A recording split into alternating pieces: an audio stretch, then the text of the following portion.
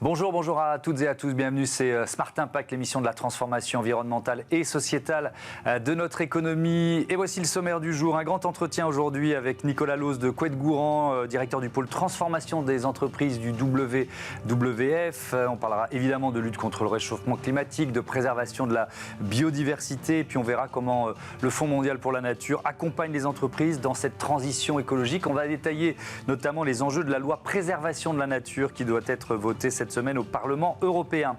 Et puis dans notre rubrique Start-up, vous découvrirez les coussins géants, les poufs fabriqués à base de tissus de montgolfière, de la tête dans les nuages. Voilà pour les titres, c'est parti, c'est le grand entretien.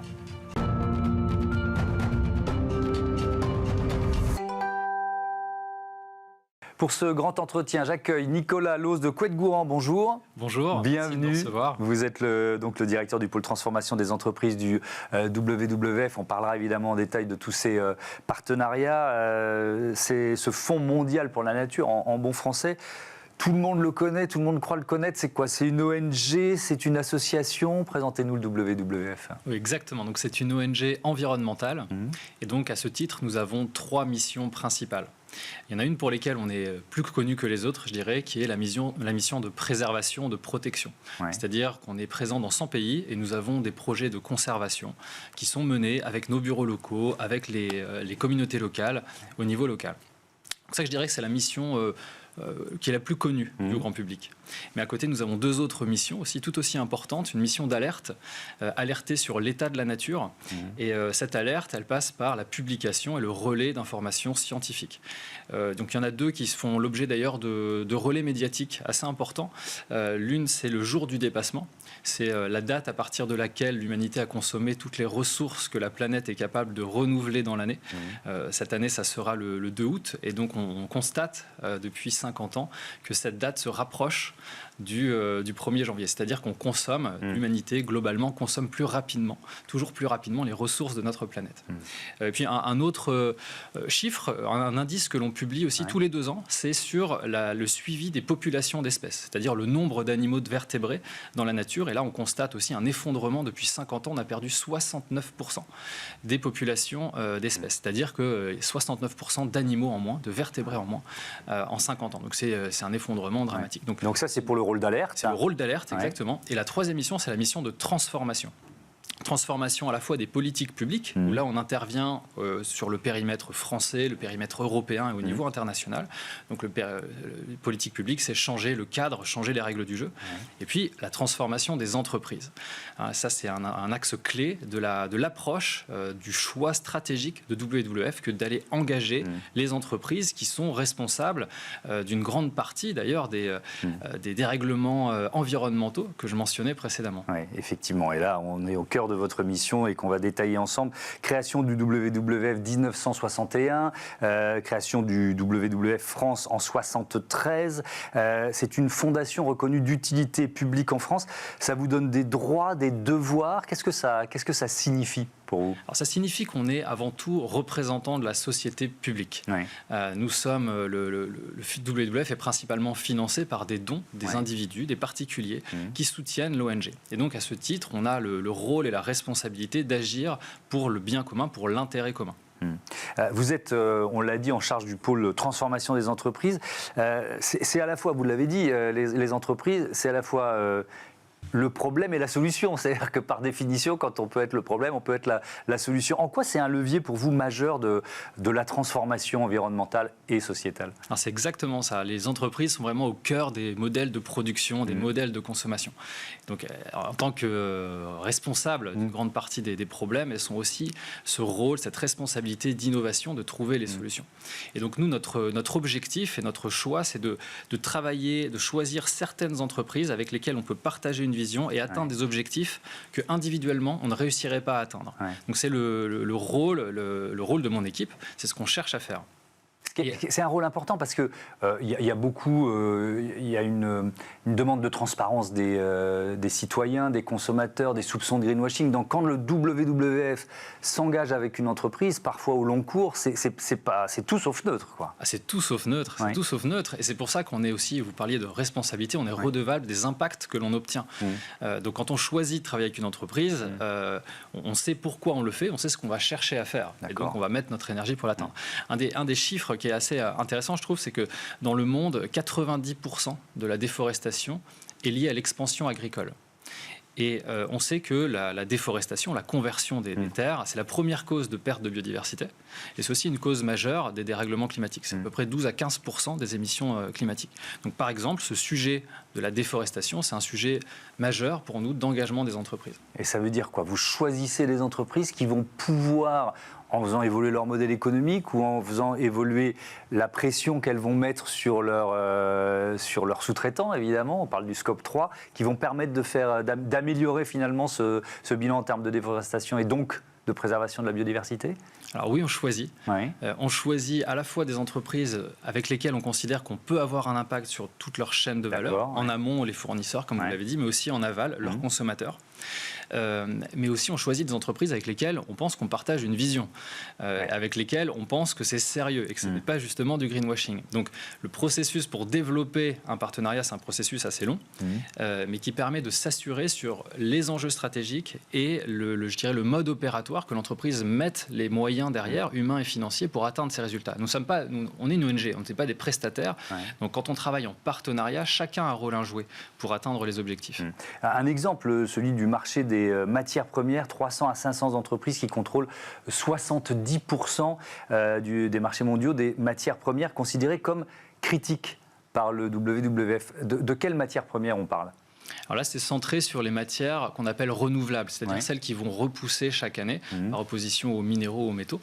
Donc ces matières-là, ce sont le bœuf, le bois, le cacao, le soja, l'huile de palme. Donc toutes ces matières qui sont les principales causes de la déforestation dans le monde et de la conversion des écosystèmes. Et donc, vous nous l'avez dit, vous choisissez les entreprises qui partagent un certain nombre de valeurs et d'engagements. Est-ce qu'à l'inverse, vous n'allez pas me donner de nom, mais vous êtes contacté par des entreprises, vous dites, bah non, on n'y va pas. C'est pas cohérent. Je ne vous demande pas des noms, encore une fois, mais ça doit vous arriver, quoi, évidemment, régulièrement, tous les jours. Tous les jours. On dit plus souvent non que oui, bien sûr. Bien sûr, parce que, encore une fois, on cherche l'impact. On ne cherche pas à récolter des fonds, on cherche de l'impact. Donc, c'est la raison première de notre action. Il y a une mission de... Quand on rentre dans un partenariat, il y a une mission de conseil aussi. Comment les entreprises peuvent agir? C'est quoi le bon conseil, le bon premier levier à actionner, en quelque sorte? Alors, un des premiers leviers, selon nous, c'est d'avoir une approche scientifique. Il y a 3 grandes thématiques sur lesquelles on engage les entreprises. La première, c'est sur le volet climatique. Aujourd'hui, il y a des méthodologies. Il y a le SBTI, le Science Based Target Initiative, qui permet aux entreprises de fixer des cibles climatiques alignées sur la nature. Donc ça, c'est vraiment un des points aujourd'hui qui sont fondamentaux pour nous. Puis au-delà de fixer une cible, ensuite, il faut définir ce qu'on appelle le plan de transition, c'est-à-dire la démarche, le comment l'entreprise va réussir à atteindre cette cible. Donc ça, c'est un premier volet. Puis le second, c'est la même chose quelque part sur le volet nature et biodiversité. Et donc, d'ailleurs, on a fait un grand événement il y a 2 semaines sur ce sujet. À Paris? À Paris, exactement, qui a rassemblé 400 participants, une centaine d'entreprises européennes. Et donc, pour présenter justement ces nouvelles méthodologies scientifiques qui permettent aux entreprises de s'engager et d'agir sur le volet nature. Parce que trop souvent aussi, on entend l'excuse de dire « on ne sait pas, c'est compliqué ». Vous savez, la biodiversité, c'est beaucoup plus compliqué que le climat. C'est plus difficile à mesurer, etc. Voilà, et tant qu'on n'a pas tout, on ne peut pas agir. C'est pas vrai. Tant qu'on n'a pas tout, on peut néanmoins faire un certain nombre d'actions. On peut rentrer du coup dans cette démarche SBTN, on peut prendre des engagements sur la lutte contre la déforestation, sur la thématique des océans. Donc il y a un certain nombre d'actions simples à activer en attendant peut-être que demain il y ait davantage de méthodologies qui soient mises en place. On va prendre 2 exemples, alors qui sont 2 exemples de grands groupes. On reparlera des PME parce qu'il y a aussi une action évidemment très importante auprès des PME. Partenariat avec la Fondation Michelin. Alors là, on va parler plutôt de l'angle déforestation, biodiversité. C'est autour du caoutchouc naturel, c'est ça? Racontez-moi en quoi consiste ce partenariat. Oui, alors Michelin, c'est avec le groupe Michelin. Il y a le groupe et la Fondation. Deux sujets différents. Avec le groupe Michelin, Alors là, on est au cœur de ce dont on parlait tout à l'heure, sur la thématique, sur la matière première caoutchouc, qui est une matière qui est aussi qui fait partie de cette top list de matières premières sur lesquelles agir. Michelin, c'est en fonction des années le premier ou le second acheteur mondial de cette matière première. Donc là, on est vraiment au cœur de la chaîne avec un effet de levier colossal. Et donc avec Michelin, on a travaillé pour qu'ils soient les premiers au monde de ce secteur à prendre un engagement zéro déforestation. Ensuite, on a agi ensemble pour convaincre tous leurs concurrents de prendre les mêmes engagements. Et c'est là où on voit d'ailleurs notre rôle d'influence, d'accompagnement, mais de challenge, pour faire en sorte qu'à la fois, on arrive à débloquer ces nœuds, ces leviers, ces problèmes qui se posent au niveau sectoriel. Donc ça, c'est, je dirais, au niveau politique, stratégique. Et puis, il y a un niveau aussi très pragmatique. Une fois qu'on a pris un engagement, c'est bien, mais ça ne transforme rien dans la vraie vie. Donc, il faut encore engager les fournisseurs, mettre en place les outils, avoir un suivi, et puis mettre en place sur le terrain, concrètement, des projets qui répondent à ces politiques. Et donc là, on a travaillé en Indonésie avec notre bureau local pour faire en sorte qu'une des concessions qui était codétenue par Michelin mette en œuvre ces principes. C'est quoi? C'est une logique de traçabilité aussi? La traçabilité. C'est-à-dire sur toute la chaîne de valeur, c'est l'une des difficultés auxquelles ces groupes peuvent être confrontés? Oui, bien sûr, c'est une des difficultés, mais c'est aussi un des prérequis, puisque sans traçabilité, on ne peut pas... La traçabilité, c'est un des éléments de la durabilité. D'abord, il faut savoir d'où ça vient, et ensuite s'assurer que c'est fait correctement, d'un point de vue environnemental, mais aussi social. Donc, la traçabilité, oui, c'est important, ce n'est pas une fin en soi. La traçabilité, c'est un moyen pour ensuite assurer les modes de production durables. Et alors, si on reste sur cet exemple Michelin, qu'est-ce qu'ils ont réussi? Est-ce qu'ils sont sur le chemin de cet engagement? Est-ce qu'ils y sont déjà arrivés? Vous en êtes où? Ils sont sur le chemin. Comme beaucoup d'entreprises, ils sont sur le chemin. Nous, en tant qu'ONG, on a toujours ce rôle d'augmenter le niveau d'ambition et de faire en sorte que ça aille plus vite. Donc, c'est aussi notre rôle d'être un peu la mouche du coche. Mais on aide à faire en sorte qu'on accélère. Donc, aujourd'hui, on a réussi aussi à franchir un nouveau palier puisqu'il y a eu récemment au niveau européen une nouvelle réglementation qui va imposer à tous les importateurs, donc les entreprises qui importent sur le marché européen une liste de ces matières premières, dont le caoutchouc, d'assurer, de prouver que la zone dans laquelle la matière a été faite n'a pas causé de déforestation, légale ou illégale. Et ça, c'est vraiment un changement des règles du jeu dont je parlais tout à l'heure. Et on a réussi à obtenir ça d'ailleurs grâce au soutien aussi d'entreprises avec lesquelles on travaille, qui voient que c'est possible dans la vraie vie et qui ont, à nos côtés, fait du coplaidoyer au niveau européen pour faire en sorte que ça devienne une réalité. Et on verra que cet enjeu, on est au cœur de cet enjeu cette semaine, puisqu'il y a la loi sur la restauration des écosystèmes qui doit être votée au Parlement européen. Mais je voudrais prendre un deuxième exemple, celui de grandes entreprises, de Sodexo. Je crois que c'est un partenariat qui dure depuis une douzaine d'années. Alors on est sur quels objectifs là? Oui, Sodexo, c'est un partenaire historique, exactement. Sodexo, c'est une entreprise, quelques chiffres pour savoir qu'est-ce que c'est Sodexo. Sodexo, c'est une entreprise de restauration collective, c'est 100 millions de repas par jour. Donc on parlait d'impact, on voit qu'en faisant... Là, on a un levier, là. En faisant évoluer Sodexo, on a la capacité d'avoir un impact mondial très fort. Et donc Sodexo, c'est une entreprise, c'est la première entreprise du secteur, donc après 10 ans de travail, qui a réussi à annoncer d'être la première à prendre un engagement neutralité carbone, donc net zéro, à l'horizon 2040. Mais net zéro, selon les méthodologies scientifiques que je mentionnais précédemment. Oui, c'est ça. Ils ont intégré l'initiative Science Based Target for Nature, c'est ça? Alors, les deux. Le SBTI et le SBTN, sur lequel on commence à les engager aussi. On a initié. C'est plus exigeant d'ailleurs? C'est différent. Le SBTI, c'est vraiment sur le climat, spécifiquement, sur l'objectif climat, la cible carbone. Le SBTN, ça va être sur les cibles en lien avec la nature, c'est-à-dire la déforestation, la préservation de l'eau douce en qualité, en quantité, demain sur les océans. Ça veut dire, à partir du moment où ils sont dans ces objectifs, ces cibles basées sur la science, est-ce que ça rassure vos partenaires? Est-ce que ça rassure une entreprise comme Sodexo? C'est à la fois plus exigeant, mais peut-être plus rassurant? Est-ce que ça permet de communiquer, d'être confiant dans ses résultats? Est-ce qu'on peut dire ça? Alors oui, d'un côté, ça rassure, puisqu'on est dans un cadre, on parle des limites planétaires. Et bien là, justement, ces méthodologies permettent aux entreprises de rentrer dans ces limites planétaires. Maintenant, ce n'est pas parce qu'on est dans les limites planétaires que c'est simple à mettre en œuvre. Il faut accompagner la transformation en interne, en externe. Et donc, c'est tout l'enjeu. Parce que quand on parle de fixer une cible scientifique, ça a un impact sur le modèle d'affaires, sur l'offre. Et concrètement, Sodexo, qu'est-ce que ça veut dire pour une entreprise qui vend des repas d'être net zéro? Ça veut dire changer l'offre. Ça veut dire demain avoir plus de protéines végétales, moins de protéines animales. Ça veut dire avoir une réduction drastique du gaspillage alimentaire.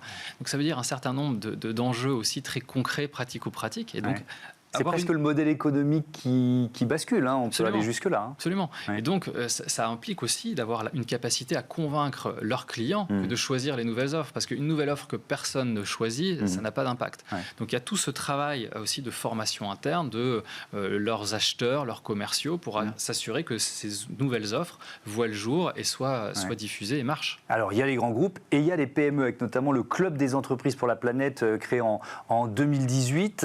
Donc, ça veut dire que là, il y a des patrons ou des cadres de PME qui nous écoutent. Ils peuvent être en contact avec le WWF, définir des enjeux, prendre leur part d'une certaine façon. Oui, absolument. Donc c'est vrai que je disais qu'on travaille beaucoup avec les grands groupes qui prennent énormément de matières premières. On travaille aussi avec des PME, des ETI, exactement, sous une forme un peu différente, puisqu'on a structuré ce club qui leur permet à la fois d'agir collectivement, de partager des bonnes pratiques. Et alors, tout le monde ne peut pas y rentrer. Hein, il faut s'assurer, c'est des entreprises qui partagent notre vision, qui ont une offre, qui est un business model qui est très aligné avec notre stratégie, avec nos valeurs, et qui sont aussi dans une démarche de progrès et qui ont montré qu'ils sont vraiment en progrès très fort. Donc, c'est un club. Et on croit beaucoup à cette dynamique collective. Et on croit beaucoup d'ailleurs que c'est une de nos responsabilités, notre rôle d'ONG, de mettre ensemble des acteurs qui, sinon, pourraient ne pas se parler. Et on croit beaucoup à cette force du collectif. Ouais, alors, je voudrais qu'on prenne quelques minutes, il nous reste 6-7 minutes, sur ces enjeux réglementaires européens, loi sur la restauration des écosystèmes examinés au Parlement européen cette semaine dans le cadre du Pacte vert. Pourquoi c'est une date? Pourquoi c'est un moment important? Alors c'est un moment important puisque c'est une réglementation qui va restructurer les ambitions européennes sur la restauration des écosystèmes. Il y a eu un jalon important l'année dernière qui était la COP15 sur la biodiversité. C'était un grand événement mondial qui a permis de définir une trajectoire, une ambition collective pour agir sur la biodiversité. Donc il y a un certain nombre de cibles qui ont été définies. Mais aujourd'hui, tout ça ne reste qu'un papier. Et donc, il faut qu'on s'en empare, c'est collectivement, les politiques publiques, les entreprises, les ONG, pour faire en sorte que ce soit traduit en actions opérationnelles et concrètes. Et donc, typiquement, cette réglementation européenne, c'est un moyen pour l'Europe de pouvoir opérationnaliser ses ambitions COP15 sur le territoire européen. Avec ce chiffre que j'ai découvert en préparant l'émission, en allant sur le site du WWF, ce 81% des habitats naturels dégradés en Europe. Et il y a un objectif ou une ambition liée à cette loi de restauration des écosystèmes, c'est de ramener au moins 20% des terres et des mers dégradées à leur état d'origine d'ici 2030. On est un peu dans un bras de fer avec des lobbies, certains qui disent mais c'est trop ambitieux, on n'y arrivera jamais, et puis des gens comme vous, avec les entreprises qui vous accompagnent, qui au contraire disent il faut y aller, ou il faudra même aller plus loin. C'est vraiment comme ça que vous le vivez? On est complètement dans un bras de fer, pas qu'un peu. Exactement. Et donc on défend cette approche, je dirais, scientifique, passer de ce que l'on souhaite à ce dont la nature a besoin pour préserver l'intégrité. On parle souvent des services écosystémiques. En fait, c'est le cadre qui permet à nos sociétés de vivre correctement. Donc, nous, notre objectif, c'est ça. Notre mission d'ONG, c'est de faire en sorte que nos sociétés reviennent dans les limites et vivre en harmonie avec la nature. Est-ce que vous êtes plus fort quand vous portez cet argument avec une centaine d'entreprises qui signent le manifeste? Enfin, la réponse est un peu dans la question, mais dans un lieu comme le Parlement européen, vous sentez le fait d'avoir une puissance économique derrière vous, ça joue? Ah, tout à fait. Le fait d'avoir un pool d'entreprises, d'ailleurs, assez divers, avec des investisseurs, des banques, des assureurs, des entreprises de l'économie réelle qui vont être dans la transformation, les approvisionnements, avoir cette diversité d'entreprises, de plusieurs tailles aussi, qui soutiennent les mêmes arguments que WWF et d'autres ONG, d'ailleurs, il n'y a pas que WWF. Bien sûr. Mais le fait d'avoir ces messages à porter ensemble, ça aide aussi le politique à avoir un peu plus de courage politique et de prendre ses décisions. Est-ce que ce sont deux visions j'allais dire de l'économie, mais c'est même un peu faible dans la formulation, qui sont en train de s'opposer? Oui, quelque part, puisqu'il y a la vision, je dirais, alors je ne sais pas si des visions long terme, mais en tout cas, il y a cette inertie au changement. Et nous, ce qu'on souhaite, c'est avoir cette transition écologique le plus rapidement possible, pour le bien de tous d'ailleurs, puisque quelque part, les changements, soit on va choisir la façon dont ils sont opérés, soit on va les subir. Ouais. Est-ce que la biodiversité, c'est resté pendant longtemps un peu l'angle mort des politiques de transformation environnementale ? C'est resté très en dessous des enjeux climatiques, Ouais. c'est vrai. Donc aujourd'hui, on a aussi ce besoin d'accélérer très fortement l'intégration des sujets biodiversité dans les stratégies d'entreprise, dans les politiques publiques. Et d'ailleurs, c'est ce qu'on fait, c'est d'où l'intérêt de ce grand événement qu'on avait organisé. Ouais. On est très satisfait d'avoir vu cette participation large et on voit d'ailleurs qu'il y a plusieurs entreprises qui testent ces méthodologies et qui aident, qui vont ensuite aider les autres à s'en emparer pour avoir un passage à l'échelle de ces méthodologies scientifiques. Mais alors, on l'a évoqué tout à l'heure, c'est le discours des chefs d'entreprise ou des équipes au sein d'une entreprise qui disent « Ouais, mais alors la biodiversité, il n'y a pas de métrique, on ne sait pas comment le mesurer. » Vous avez des outils qui aident à le faire justement. Alors, il y a le Lab Capital Naturel, c'est ça, et la chaire comptabilité écologique. Alors là, c'est AgroParisTech qui l'a mise en place. Mais comment ça marche ? C'est quoi ce Lab Capital Naturel ? Alors, ce lab, ça permet justement à des entreprises de tester des outils qui sont des outils qui permettent de définir ce dont la nature a besoin. Donc ce SBTN, typiquement. On revient à ces Voilà. Il y a objectifs basés sur la science. Exactement. Et puis, il y a un autre objectif, un autre outil qui est plus sur la comptabilité intégrée. Donc là, c'est-à-dire passer d'une logique de monétiser quelque part les impacts environnementaux à intégrer le volet nature comme un des axes du capital à prendre en compte. Donc c'est des sujets un peu techniques, mais c'est les deux outils qui sont aujourd'hui testés par des entreprises dans cette idée de lab, justement, de laboratoire de test, pour permettre d'avoir des retours d'expérience concrets, faire des retours pour faire évoluer les méthodologies, qui ne sont pas parfaites comme toutes, justement pour pouvoir ensuite faire en sorte qu'elles soient le plus applicables possible et ensuite être déployées plus largement.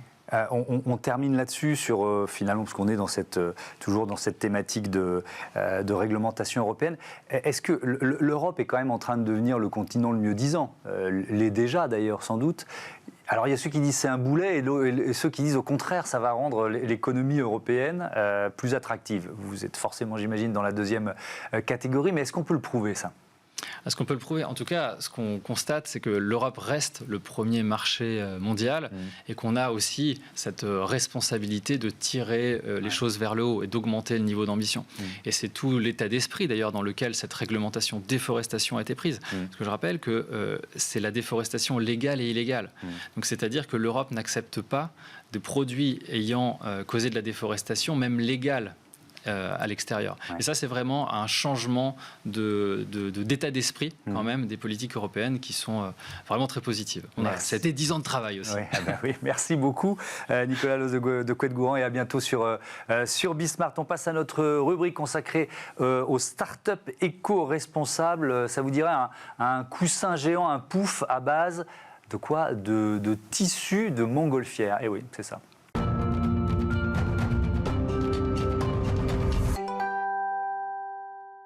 Smart Ideas avec Louis Lefebvre, le fondateur de La Tête dans les nuages, créé en 2017. Bonjour, bienvenue, vous êtes avec nous en visioconférence. C'était quoi l'idée de départ, le défi à relever ? Bonjour, eh bien en fait pour nous le défi à relever, c'était de trouver un moyen de recycler les emballages polystyrène de grande distribution. Donc à la base c'était les caisses de poissons qu'on cherchait à recycler pour les clients de Phoenix. Qui était la start-up dans laquelle j'étais en stage à la base. J'ai passé tout mon stage de fin d'études à essayer de retirer l'odeur de poisson, mais l'idée des poufs était déjà là. Et donc à la fin de mon stage, on a finalement opté pour les emballages polystyrène de grande distribution d'électroménager, qui n'avaient pas ce problème-là, et on a commencé donc à collecter les emballages polystyrène d'un Conforama. On a commencé le projet comme ça. Et donc l'idée, c'était de faire des housses qui soient faites entièrement à partir de matériaux réemployés, elles aussi, puisqu'en fait, on connaissait déjà deux marques de poufs qui avaient des concepts un peu similaires, mais pas tout à fait complets. Donc, une autre marque comme 727 Sailbags qui faisait des poufs avec des voiles de bateau, mais avec du polystyrène neuf. Et une autre qui faisait des poufs avec des housses fabriquées en plastique neuf à l'étranger. Vous avez poussé le modèle, pardon de vous interrompre, vous avez poussé le modèle, donc vous créez ces coussins géants, ces poufs. Alors, il y a le polystyrène, mais il y a aussi donc cette toile de montgolfière, c'est ça? Comment vous avez venu l'idée? Et puis surtout, comment vous l'avez récupérée? Parce qu'il n'y a pas de filière, j'imagine, au départ. C'est ça. Alors, en fait, je reprenais du coup le modèle de 727 Sailbags, qui donc eux étaient à Nantes. C'était tourné vers les voiles de bateau, et bon, on s'est dit qu'est-ce qu'on peut récupérer dans notre région. On s'est rendu compte qu'en fait les toiles de montgolfière après 650 heures de vol étaient jetées en déchetterie, donc parce qu'elles passaient plus les normes pour le vol, mais par contre les toiles sont encore en très bon état pour d'autres usages, donc par exemple pour fabriquer des poufs, mais aussi plein d'autres objets. Voilà, la gamme couleur qu'elle permettait était vraiment chouette. Les gens retenaient l'histoire, donc on a décidé de garder cette matière. Et donc on utilise aussi d'autres matières pour la housse, on va utiliser les bâches publicitaires.